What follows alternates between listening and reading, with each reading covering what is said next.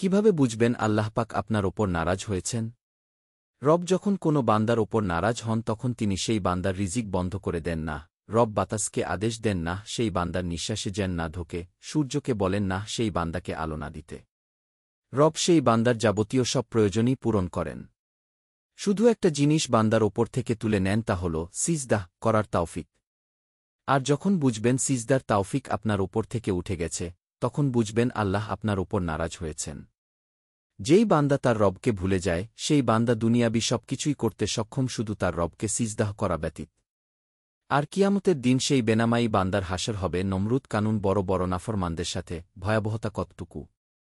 দিন শেষে সেই বিজয়ী যে 5 ওয়াক্ত নামাজ আদায় করার পাশাপাশি সুন্নত নফল আমল করে শয়তানের বিরুদ্ধে জিহাদ করে। আল্লাহ আপনাকে আমাকে সহ সবাইকে হেদায়েত। বান্দার উপর তার সৃষ্টিকর্তা যদি অসন্তোষ থাকেন, তাহলে তার ক্ষতি অনিবার্য।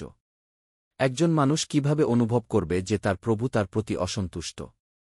কাউকে সুনির্দিষ্টভাবে এ কথা বলা যাবে না যে আল্লাহ তোমার প্রতি অসন্তুষ্ট অথবা আল্লাহ তোমাকে ভালোবাসেন না, কারণ এ ব্যাপারে প্রকৃত ইলম জ্ঞান একমাত্র আল্লাহর। তবে কোরআন ও হাদিসে এমন কিছু নিদর্শন এসেছে যার দ্বারা বোঝা যায় আল্লাহ তাআলা তার প্রতি অসন্তুষ্ট।